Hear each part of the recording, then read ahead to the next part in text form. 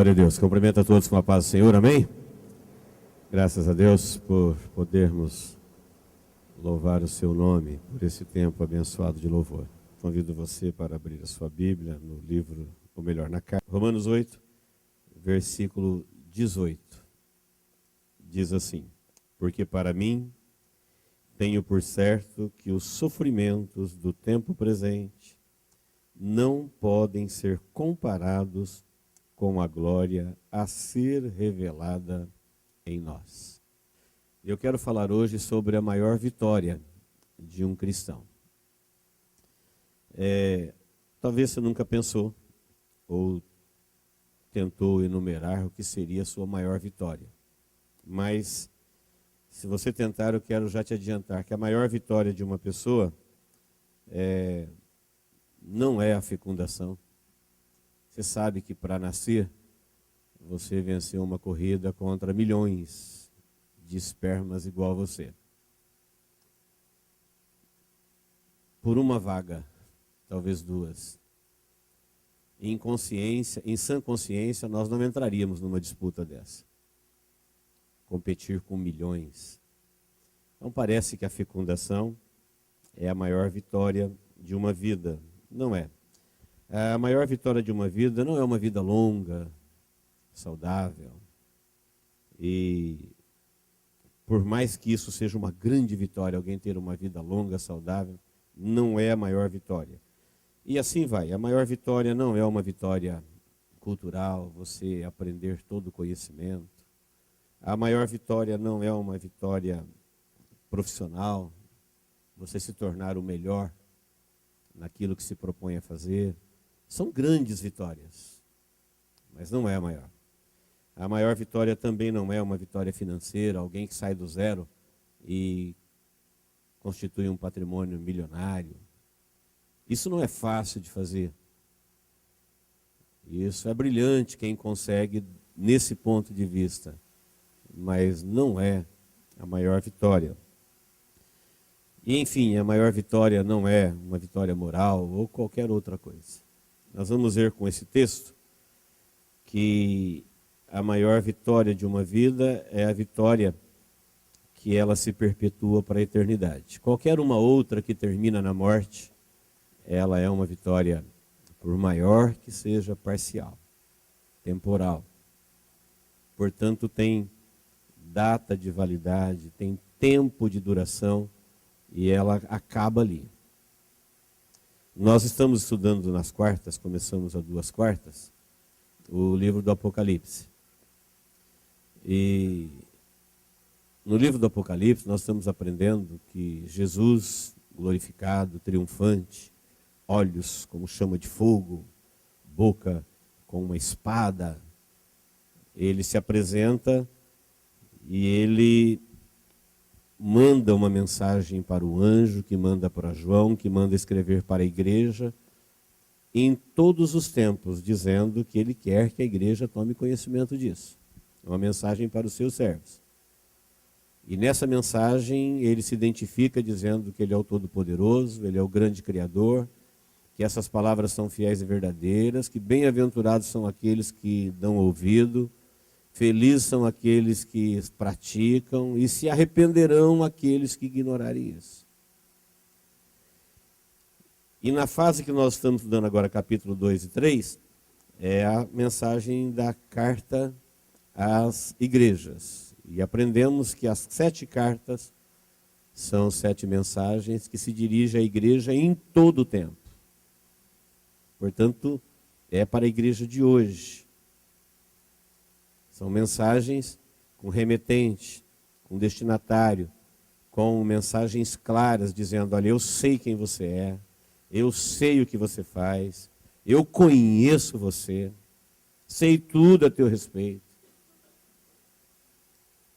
E essas mensagens, em todas elas, das 7 cartas do Apocalipse, e em outros textos, o que me levou a dar o tema de a maior vitória de um cristão, é que Jesus glorificado, falando para a igreja em todo o tempo, ele promete bênçãos insondáveis aos vencedores. Ao que vencer. Não é a todos. Não tem bênção prometida para quem frequentou uma igreja, para quem comprou uma Bíblia, para quem... Enfim, 1000 coisas eu poderia citar aqui.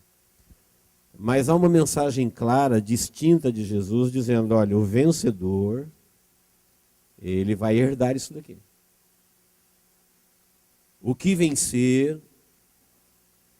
Então fica claro, numa primeira leitura, que embora todos se sintam vencedores, não é todos que são vencedores. Senão não teria aos vencedores. Quando diz aos vencedores, está falando tem gente que vai vencer. E essa vitória que Jesus ensina ali não é essas daqui da fecundação, da vida longa, nenhuma dessas. É um outro tipo de vitória. Por isso o tema ele é importante, porque ele fala que se você não tiver essa vitória aqui, as outras, elas serão vitórias parciais, por mais que ela tenha lhe custado. A primeira vitória que nós encontramos no Apocalipse, e na Bíblia, começando aqui da orientação de Paulo aos Romanos, é a vitória contra a maldição. Talvez você nunca pensou que você precisa lutar contra a maldição que paira sobre a humanidade. E humanos é o que somos. Então, quando Deus criou todas as coisas, Ele criou a terra, criou todas as coisas na terra, e o melhor da terra que Ele criou foi o homem. Nós somos pó vivo.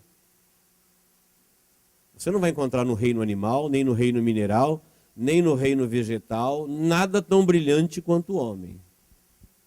O homem, como nós falamos aqui recentemente, ele é a imagem e a semelhança do Criador. A sua capacidade de fazer o que faz, de criar, de decidir, de pensar, só existe em Deus, fora da terra. Não tem nada aqui na terra, só no homem. E quando Deus criou o homem do pó da terra, o homem, os irmãos conhecem a origem do pecado, o homem, representante ali da humanidade, ele rompeu com Deus, e isso trouxe uma maldição sobre o ser humano e a sua descendência. Essa maldição, ela alcançou todo o planeta. A Bíblia diz, não somente maldito és tu, mas como também maldita é a terra por tua causa. Se você ler a continuação do texto aqui, vai dizer que a terra, a criação, ela geme aguardando com expectativa o dia da sua restauração. Então o reino animal foi afetado, o reino vegetal foi afetado, o mundo natural foi afetado, por isso há convulsões no clima, no tempo, no mar, no ar, na água, em tudo. Tudo, ferocidade dos animais, a desarmonia, porque todos foram afetados. E como eles foram afetados por causa do homem, depende agora do homem fazer a sua parte, vencer a maldição, a qual Deus propôs dar a oportunidade do homem vencer depois da vitória de Cristo. Antes da vitória de Cristo não era possível vencer. Sem a vitória de Cristo não haveria vencedor. Mas depois que Cristo venceu, o mesmo Espírito de Deus que operou na vida de Cristo, começou a operar na vida de humanos, de pessoas, levando eles a viverem uma vida contra a maldição, para restaurar a vida como ela era no princípio. Tão bela, tão formosa e tão desejável que era, que nós não temos capacidade de imaginar. O texto, ele vai dizer que a criação, ela aguarda, ela geme, que a terra se contorce, tudo não está do jeito como foi criado. Não somente a criação, mas o homem como coroa da criação, ele aguarda a redenção do corpo. Você sabe que dentro do ser humano existe uma vontade de viver, mas ao mesmo tempo Ele não quer viver para sempre nesse corpo, esse corpo que envelhece, adoece, morre, dói. Seria uma morte horrível se nós tivéssemos que ficar confinados nessa carne que deteriora a cada dia. Então a Bíblia diz que assim como a criação aguarda a sua restauração, o homem aguarda a redenção do corpo, quando ele receberá um corpo glorificado. E no contexto do texto você vai ver que o Espírito de Deus, ele intercede por nós, gerando em nós disposição, ferramentas, capacidade, entusiasmo para lutarmos, para vencermos a maldição. A cura da humanidade depende deste remanescente chamado vencedores, que muitas vezes na história da humanidade esteve por um fio, por onde passou a linhagem de Cristo. E hoje chegou até nós. Qualquer pessoa que o Espírito de Deus, que é o Espírito Santo, habita nele. Ele faz parte da cura da humanidade. Não se trata de uma cura física, mas de uma cura que perpetuará por toda a eternidade. Então o texto vai dizer que a primeira batalha que nós temos que vencer é a luta contra a maldição. E a maldição da humanidade, ela foi removida na reconciliação do homem com Deus em Cristo Jesus. Por um homem veio a maldição, por outro homem chamado... A terra teve dois homens sem pecados, Adão e Jesus. Um trouxe a desobediência, foi contaminado com a síndrome de Lúcifer, que já havia se rebelado contra Deus, e deixou essa síndrome para sua descendência. Por isso você pode ver que naturalmente os homens têm aversão pelas coisas de Deus, porque ele já nasce contaminado com a síndrome de Lúcifer, que é a rebeldia contra Deus. Desde criança, você não precisa ensinar uma criança a ser rebelde contra as coisas de Deus. Ele crescerá com ela. Isso está na raça, isso está na humanidade. É preciso que haja uma reconciliação deste ser humano com Deus para quebrar essa maldição. E esta quebra da maldição tem primeiro uma ação de Deus e depois uma ação humana. Você precisa enfrentar isso. Porque se você se ocupar de todas as outras batalhas e não enfrentar essa, você, eu, nós não enfrentamos a batalha mais importante da nossa vida. Portanto, nós não seremos contados como os vencedores. Às vezes me passa pela cabeça, muita gente se achando um vencedor, quando na verdade ele nunca pelejou por nada. Ele nunca lutou. Como que alguém espera ser um vencedor? Não tem vencedor sem batalha. Não existe vencedor sem disputa. Seria vencedor do quê? Então a igreja orou, ele não orou. A igreja pregou, ele não pregou. A igreja fez, ele não fez. Aí fala, os vitoriosos, ele fala, estou dentro. Como?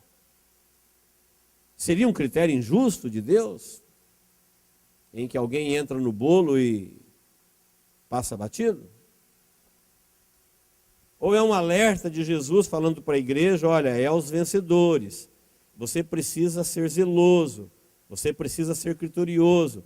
Existe algo a fazer, existe uma batalha para entrar, existe uma disputa. Então, quando a Bíblia fala que você precisa vencer essa vitória contra a maldição, é você não aceitar essa condição de maldito, não é se entregar. Eu fiquei sabendo que Adão pecou, e porque Deus lançou uma maldição na terra, e portanto a descendência de Adão está maldita mesmo, e pecar o que todo mundo gosta, a gente tem inclinação para isso, é o que a minha carne quer, e eu não quero nem saber. Você se entrega, você não lutou para reverter essa condição, você nunca se informou se existe uma possibilidade de mudar isso. Existe um caminho, existe algo que eu possa fazer da minha parte para anular essa sentença maldita, essa herança maldita de Adão? Se a resposta é sim, tem, então a próxima pergunta é: o que eu tenho que fazer? Qual é a minha parte? Quais são os meus enfrentamentos? Eu não quero ser um maldito. Eu não quero ficar fora do plano de Deus com a humanidade, que reinarão com ele para sempre, e os outros serão banidos para as trevas exteriores. Então existe sim uma maldição, mas existe também uma quebra da maldição, e ela está proposta a todos, mas apenas os vencedores tomarão posse dela. Amém, queridos? Olha só, o único texto de Hebreus 11, do 33 ao 38, ali vai dizer assim: os quais por meio da fé. Está falando de todos os santos do Antigo Testamento. Fala, olha, esse pessoal do Antigo Testamento, eles subjugaram reinos, eles enfrentaram leões, passaram pelo fogo, pela espada, pela guerra, pelo frio, tortura, necessidades, calúnia, difamação. A lista ali em Hebreus 11 é interminável, poderia colocar muita coisa. E diz, o mundo não era digno deles. Eram pessoas que enfrentaram o mal, a maldição, aceitaram a proposta de Deus de enfrentar o que foi proposto por Lúcifer e Adão e a sua descendência. E ainda antes de Cristo vir ao mundo, quando Cristo era uma promessa, eles creram, sem ver, pela fé, convencidos pelo Espírito, abraçaram a causa, morreram por ela. Se tornaram pessoas tão grandes aos olhos de Deus que a Bíblia diz que o mundo não era digno deles. E diz o texto, e eles venceram. Venceram o quê? Venceram leões, venceram fornalha, venceram habitar em tendas, venceram o deserto, venceram frio, nudez, escárnios. Se colocaram como pessoas que tinham consciência do prêmio pelo qual eles entraram na disputa. Quando Paulo diz assim, olha, para mim, ele está falando, para ele, eu tenho por certo que as aflições, estou falando aqui de uma pessoa que sofreu. Poucas pessoas aceitariam sofrer o que Paulo sofreu. Ele falou, e as aflições do tempo presente, isso não dá para comparar com a glória que em nós há de ser revelada. Um cristão, quando ele se propõe a vencer pela fé, quando ele entende a causa, entra na causa, acredita na causa e vive pela causa, ele sabe pelo que ele está lutando. Ele não entrou numa religião, ele não está no meio do bolo. Ele não é alguém que não sabe da batalha. Ele é alguém que tem conhecimento, revelações do próprio Criador, de quem ele é, de onde ele veio, onde ele está e para onde ele vai. E todas as suas decisões são pautadas no conhecimento do que era, do que é e do que há de vir. Do que já foi, do que está acontecendo e como tudo termina e como tudo continua.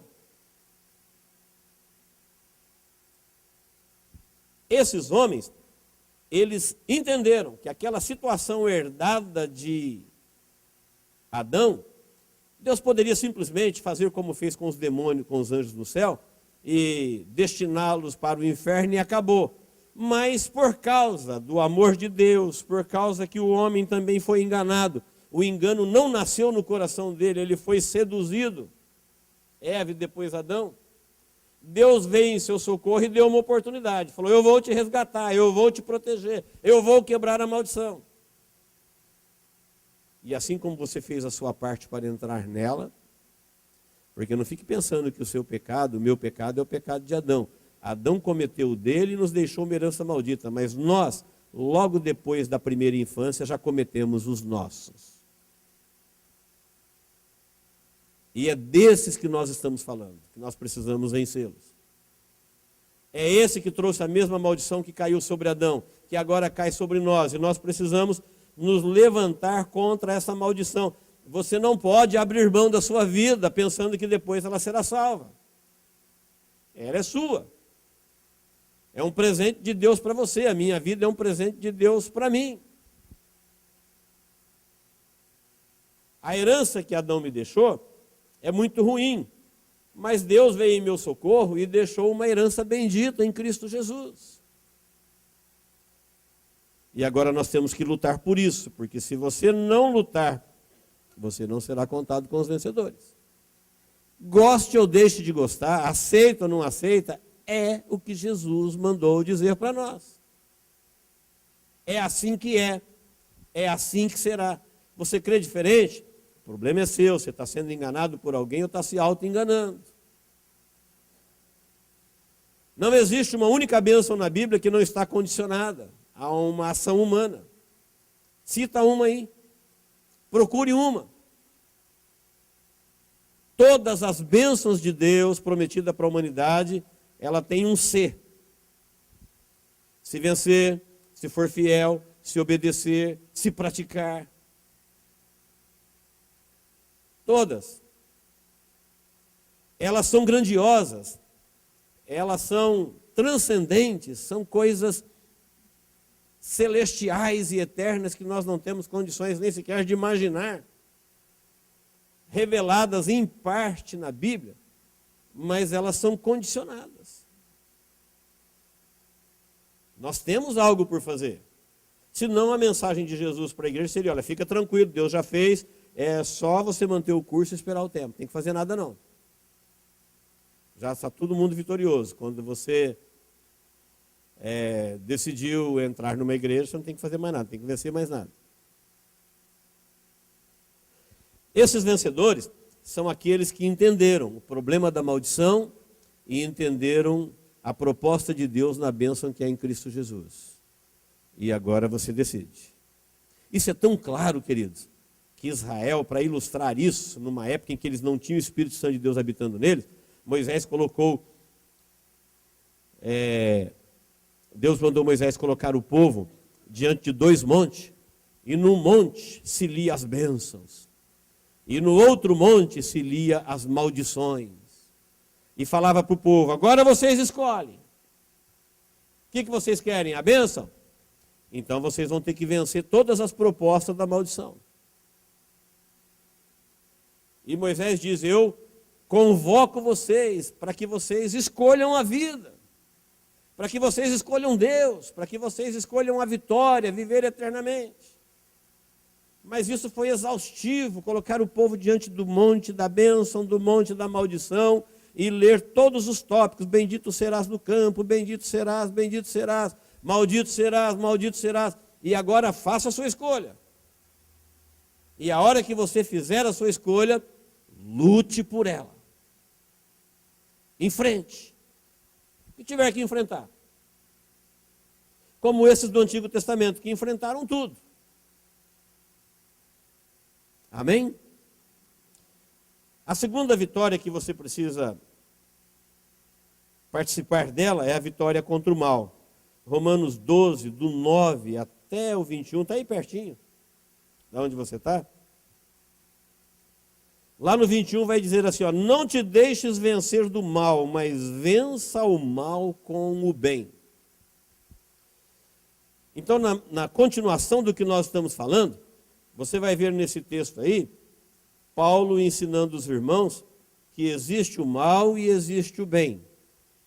E nós precisamos vencer o mal na prática do bem. A gente já se acha o máximo quando a gente consegue fazer o bem para quem faz o bem. Agora, pensar que eu preciso fazer o bem para quem faz o mal, eu nunca me vi pelejando nesse nível. Você já se viu batalhando nesse nível? Nós precisamos caminhar para isso. É a proposta aos vencedores. E você vai encontrá-la primeiro em Cristo. Cristo venceu o mal com o bem. E o texto vai dizer assim: olha, vocês precisam abençoar quem vos persegue. Vocês precisam abençoar quem vos amaldiçoa. É o que o texto vai dizer. O texto vai dizer assim, ó, você tem que ter o mesmo sentimento uns para com os outros. Você não pode tornar ninguém mal por mal. Você tem que se esforçar para fazer o bem, não importa a quem. Isso é uma luta. Tem gente que entende que luta é só financeira, é só contra a doença, é só social. Gente, esse tipo de batalha aí é para quem está pelejando no nível que perece. A igreja vive numa outra perspectiva, perspectiva de eternidade. A igreja é chamada para lutar em Cristo Jesus num outro nível, por outro prêmio, por outras coisas. E o texto diz, olha, não te deixes, vencer do mal. Então o mal vai tentar me vencer. Quando que ele vai me vencer? Quando ele encontrar a ocasião na minha vida para que eu faça o mal por algum motivo. Pronto, o mal venceu o bem. Às vezes o motivo é uma boa razão para fazer o mal. Às vezes o motivo é uma razão convincente. Mas o texto diz, não torneis ninguém mal por mal. Se possível, quando depender de você, você precisa ter paz com todo mundo. E depois, você não pode vingar você mesmo, você não pode dar lugar à ira, porque está escrito que a vingança pertence a Deus. E Deus não quer ninguém sentado no seu trono, fazendo o serviço dele, como se ele não fosse Deus e não fizesse. Eu não posso me assentar na cadeira do juiz e sentenciar. Eu não fui eleito para isso. E se eu fizer isso, ele não vai gostar nada de me ver lá. E Deus está dizendo, deixa a vingança comigo. Mas a pessoa, deixa comigo, ele está dizendo. A pessoa fez isso, a pessoa fez aquilo. Ele falou, deixa comigo, isso pertence a mim. Salva você. Luta a tua luta, se importa com a tua vida. Na batalha pela vida eterna, eu não posso ser uma baixa, você não pode ser uma baixa. Se você for uma baixa, o que importa mais? Se na batalha pela vida você foi uma baixa.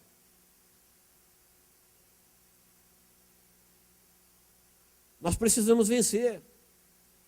E eu preciso vencer primeiro a maldição que repousa sobre a humanidade. E o humano é o que eu sou, portanto isso pode me atingir. Isso está em mim, eu tenho que vencer isso em mim. Na bênção que há em Cristo Jesus. Não vou abrir mão da minha vida, você não vai abrir mão da sua vida. Depois nós vivemos num mundo onde o mal impera, ele tenta vencer. Você vai vencer o mal com o bem. E não vai deixar, em hipótese alguma, o mal te vencer. A Bíblia diz, ao contrário, se o teu inimigo tiver fome, dá-lhe de comer, se tiver sede, dá-lhe de beber, fazendo isso você amontoará as brasas vivas sobre a tua cabeça. Eu li o versículo 20, e o 21 diz, não deixa isso acontecer com você. Seja lá o que a vida nos trouxer, você não pode deixar o mal te dominar. Nós sabemos o que é mal. Nós sabemos o que é bem.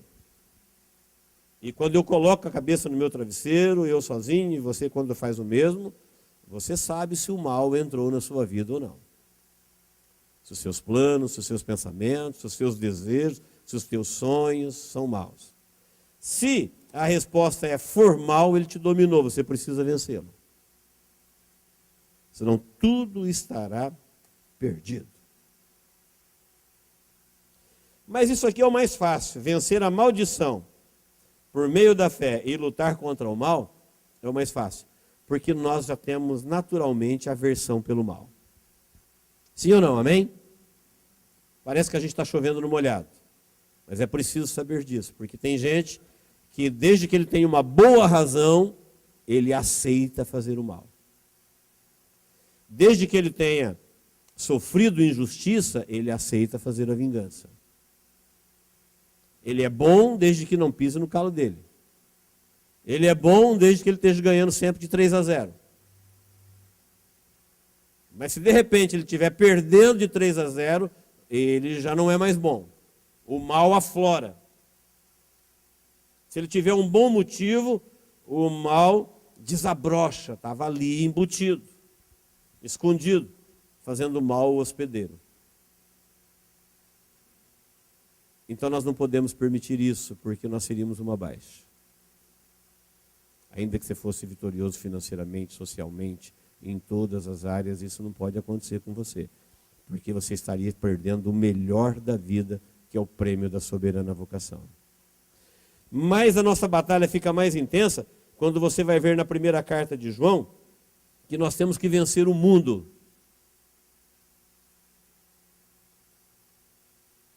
Vencer o mundo, lá diz assim, olha, todo que é nascido de Deus, aí a gente se enquadra, fala, graças a Deus nós nascemos de Deus, somos filhos da palavra, por isso nós estamos aqui, ouvindo a palavra, oferecendo culto a Deus, nós somos nascidos de Deus. E o texto diz, todo que é nascido de Deus, vence o mundo. E essa é a vitória que vence o mundo, a nossa fé. Porque enquanto o mundo tem as suas propostas, nós temos fé na proposta de Deus.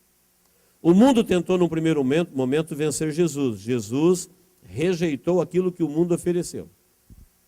Quando Jesus se referia ao diabo, ele falou, vem aí o príncipe deste mundo, e ele nada tem em mim.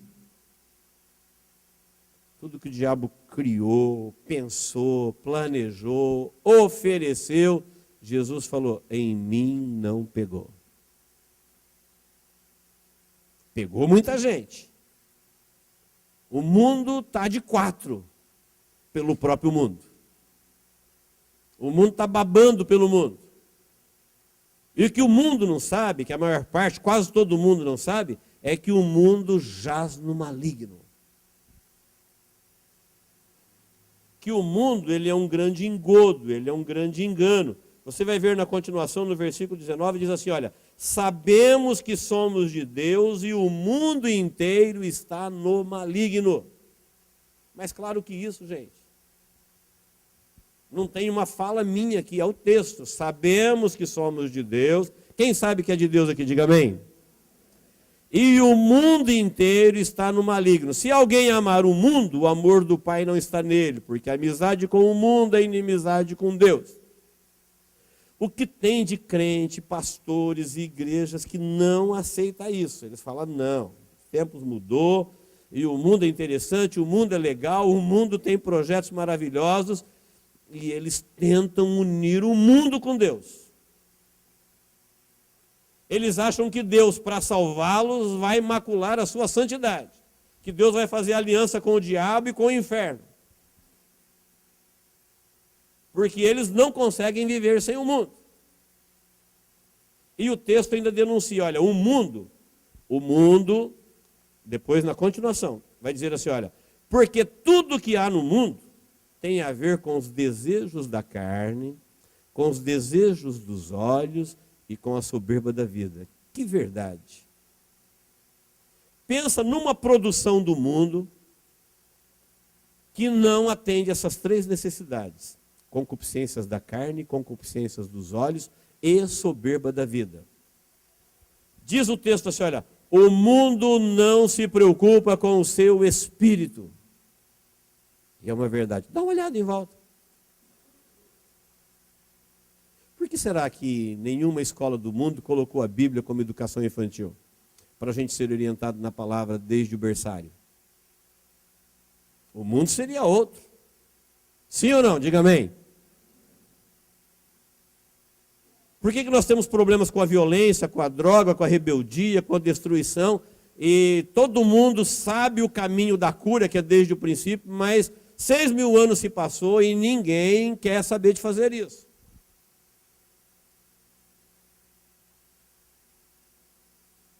Porque o texto está dizendo, o mundo jaz no maligno, o maligno é um matador, e o maligno não quer nada que cura. O maligno quer um pano de fundo, um engano. E diz assim, olha, o mundo vai oferecer para todo mundo prazeres para a carne, delícias para os olhos e soberba para a vida. É isso que toda a produção mundana oferece.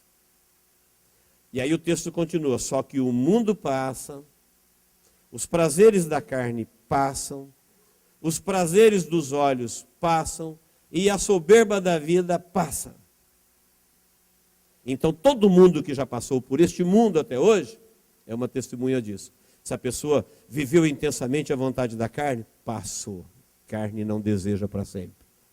Se alguém viveu em função dos seus olhos, passou, seus olhos não desejam para sempre. Se alguém atendeu à soberba da vida, quis viver aquilo que o mundo propõe de melhor para os soberbos, passou também. Mas aquele que faz a vontade de meu Pai permanece. Então, se eu e você não quisermos ser mais um, que vai viver caidinho pelo mundo, porque o mundo tem suas produções, o mundo tem seus prazeres, o mundo tem suas invenções, principalmente em época de modernidade. Tudo que o mundo faz atende à carne. A carne é caída para o mundo. Os olhos, a soberba da vida. Jesus disse, tem de bom ânimo, eu venci o mundo. Ele estava dizendo assim, não venha me dizer que não é possível vencer o mundo. Porque tudo que o mundo oferece é a perversão dos prazeres da vida. Alguém vai dizer assim, não, mas a carne tem necessidades. As necessidades colocadas por Deus são permitidas, proibidas são as perversões. Nossos olhos têm seus sonhos, são permitidos. O que é proibido são a perversão deles. O homem tem seus desejos naturais e os seus encantos, porém, o bom da vida foi criado por Deus e é permitido por Deus. A perversão deles que leva à destruição, que são proibidos. E nós precisamos vencer o mundo. E aí eu pergunto para mim, quando que eu me vi lutando contra o mundo? Quando que eu fiz o menor esforço para falar, isso é mundano. Isso daqui conspira contra Deus, contra o Espírito. Aliás, eu já vi o contrário, muita gente criticando Deus, a palavra dele, os ensinamentos dele, porque eles são defensores do mundo. Eles são apaixonados pelo mundo, portanto se colocam contra Deus. Não estão entre os vencedores. A Bíblia fala, todo que é nascido de Deus, o próprio Espírito opera dentro deles para eles enfrentarem o mundo. Porque o mundo, desde que é mundo, desde os 2 primeiros habitantes, se tornou um meio de cultura homens e demônios. O que os demônios queriam no céu? Ser adorados. Foram expulsos de lá por isso. Queriam o lugar de Deus. O homem, naturalmente, ele é um adorador, foi criado para adorar a Deus. Portanto, eles estão aqui atrás de adoração. E o homem, para conseguir aquilo que os demônios oferecem para ele, que é poder, prazer e os encantos do mundo, há uma troca. É o que ocorre à solta na liderança do mundo, uma troca. Os líderes do mundo comprometidos com os demônios até o pescoço e oferecendo aos demônios aquilo que eles querem. Mas quando chegar o tempo do fim, aí todo mundo vai para o maligno, todos serão destruídos, e aqueles que foram arrastados com o mundo, como disse a palavra de Deus, o mundo perece, quem amou o mundo, quem se envolveu com o mundo, quem se encantou com o mundo, pereceu junto. Para quem nunca ouviu isso cai como uma bomba, porque nós fomos criados apaixonados para o mundo. Toda a programação que a gente assiste, ela enaltece o mundo e suas produções. Os seus artistas, os seus promotores. O mundo está sempre dizendo para um ser humano, olha, se você for alguém que entrar de cabeça no mundo, olha o que o mundo te oferece. O que o mundo não diz para todo mundo é que ele te descarta. E te joga no lixo da vida quando você não tiver mais nada para oferecer. O mundo não tem interesse por pessoas que não têm nada para oferecer para o mundo. Quando você não tiver beleza, quando você não tiver talento, quando você não tiver dinheiro, Quando você não tiver saúde, o mundo tem pavor de você. Sabe quem te aceita nessas condições? Deus. Se você não tiver beleza, se você não tiver saúde, se você não tiver dinheiro, se você não tiver absolutamente nada, Deus ainda vê em você a imagem do Criador que pode ser restaurado. O mundo não. O mundo quer o que você tem para oferecer para ele. Enquanto você é jovem, enquanto você é talentoso, enquanto você é brilhante, ele quer você como gado. Ele quer você como um apoiador, como multidões. Você deve estar sabendo das notícias que hoje são faladas dos senhores do mundo. E assim como um criador de gado, para não ter problema com o gado, oferece para o gado aquilo que ele gosta, os senhores do mundo oferecem para todo mundo aquilo que eles gostam. Dá para eles aí as produções mundanas, as grandes competições, os grandes campeonatos, as grandes produções. Alimenta todo mundo que eles ficam quietinhos. Quem está me entendendo? Diga amém. E a gente banca isso daí. Eu e você. A gente banca isso quando a gente compra uma assinatura, um aparelho, uma produção mundana. Mas a Bíblia diz que nós não temos que sair do mundo, nós temos que viver no mundo. Agora, não se engane com o mundo. Não ame. Pelo contrário, você precisa vencê-lo. O mundo vai querer te seduzir, o mundo vai querer te arrastar. E você, para ser um vencedor, você tem que ser um nascido de Deus. E nascido de Deus, disse a palavra, ele vence o mundo. Mais uma vitória.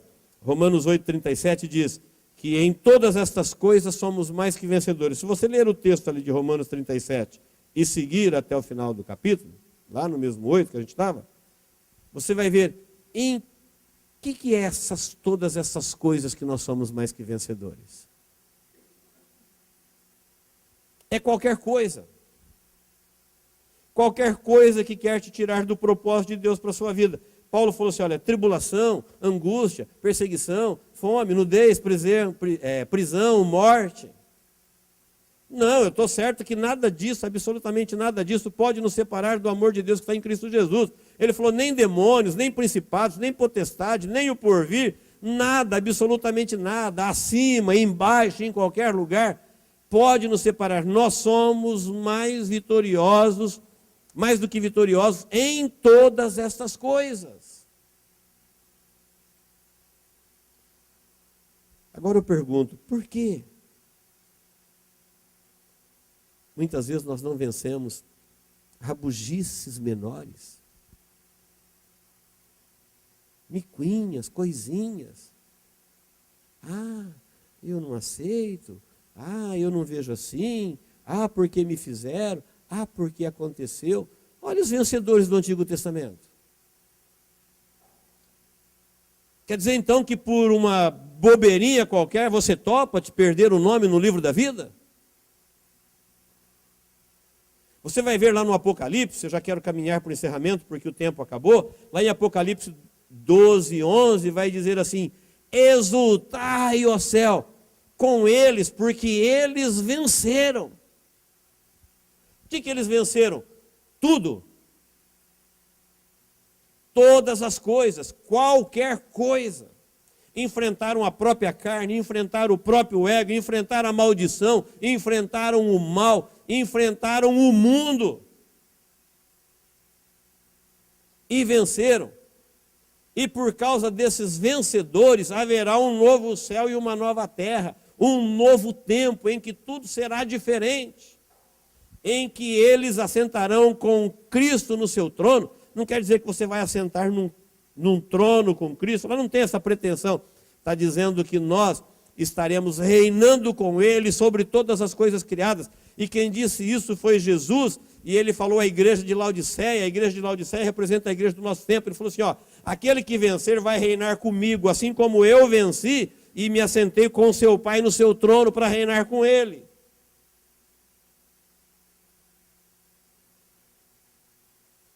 Queridos, o prêmio é tão grande que você não pode achar que você vai ganhá-lo só porque você entrou numa igreja. Quem me entendeu, diga amém. Não. Porque lá no céu não diz assim, olha, a tua igreja, o nome dela está no céu. Lá é nome por nome. O teu nome está no livro da vida. E porque o seu nome está no livro da vida, você viverá eternamente. Portanto, você travou a sua própria luta. Você enfrentou os seus problemas pessoais. Você enfrentou as suas fraquezas. Você enfrentou as suas lutas. Você enfrentou qualquer coisa. Pelo prêmio da soberana vocação. Quando Paulo diz assim, olha, as aflições do tempo presente não são para comparar. Ele está dizendo, quando nós chegarmos no céu, e nós entendermos a herança que estava proposta por Deus antes da fundação do mundo em Cristo Jesus, e você lembrar o que é que você fez por isso, você vai dizer, não dá para comparar. O que nos é exigido é muito pouco, é enfrentar a própria carnalidade, é o próprio ego, a própria soberba, os próprios olhos, a própria preguiça. Agora, se eu não consigo vencer a preguiça, se eu não consigo vencer o celular, se eu não consigo vencer tudo que o mundo produz, eu falo, eu não vivo sem isso. Como a gente vê crente falando, eu não consigo viver sem minha novela. Se o meu time jogar na hora do culto, Deus que me perdoe. Olha as produções mundanas, como é que não consegue vencer. Como, queridos, nós seremos vencedores? Nós queremos nos enganar. E aqui, quando o texto diz assim, olha, exultai, ó céus. Está falando para as criaturas celestiais. Está vendo esses humanos aí, ó? Eles foram criados humanos. Portanto, eles não foram criados para o céu. Nós somos criados para a terra. Fomos feitos da terra, somos terra viva, temos a imagem e semelhança do Criador, e Deus colocou o homem para reinar aqui, e a prova é que você vê que o homem domina tudo. Existem animais que são dezenas de vezes mais ágeis que o homem, dezenas de vezes mais forte que o homem, mas a coisa mais temida na terra é o homem. É ele que domina tudo. Ele domina os mais fortes, domina os mais ágeis, domina tudo. E nós somos terra. Terra que recebeu o sopro do Criador. E a ordem da fecundação. E um dia, quando essas pessoas que foram criadas para ser terra, estarão habitando o céu, não mais em corpo terreno, mas em corpo glorificado, aí alguém vai dizer no céu, diz lá o texto, olha, se alegrem, eles são os vencedores da humanidade. Eles venceram. Sabe por que eles venceram? Pelo sangue do Cordeiro, pela palavra de Deus e pelo testemunho que eles deram. Para eles manterem o sangue do Cordeiro, eles morreram, eles sofreram, eles enfrentaram muitas coisas, dentro e fora deles. Propostas mundanas, malignas, armadilhas, ciladas, para a carne, para os olhos, para a soberba, mas eles venceram. Eles venceram, eles foram vitoriosos. E por causa do sangue do Cordeiro, por causa da palavra, por causa do testemunho que eles deram, é que eles estão aqui, os seus nomes estão escritos no livro da vida. É nome por nome. Meu nome tem a ver comigo, seu nome tem a ver com você. Não fique em paz como se você não tivesse numa guerra. Existe uma batalha. Eu já disse algumas vezes e volto a dizer, Deus tem planos para a sua vida, mas o diabo também tem. Deus quer você na causa dele, mas o mundo também quer. Você decide. Ao lado de quem você quer lutar. E aí você vai lutar. Portanto, não fique fora da peleja, não. Enfrente. Qualquer desconforto. Porque muitas vezes tem pessoas que falam, eu deixei por isso. Quando você vai ver a causa que ele abandonou, será que ele tem ideia do que ele está abrindo mão? Será que ele tem ideia do que ele está perdendo? Ele desistiu do amor de Deus, das vitórias que há em Cristo Jesus, da vida, da eternidade, por causa de uma besteira dessa? Por causa de um ego? Porque não abriu mão de ter razão? Porque não abriu mão de coisinhas? Paulo falou, não, em todas as coisas, em qualquer coisa, nós somos mais que vencedores por causa daquele que nos amou. E aí, queridos, quando a Bíblia fala o vencedor se assentará comigo no meu trono, porque como eu venci, eu me assentei com meu Pai no seu trono, fala de um reino que disse Paulo aqui em Romanos, o mesmo que João vai dizer em Apocalipse. Quando você vê as aflições do tempo presente, com a glória que em nós há de ser manifestada, você vai dizer, não dá para comparar.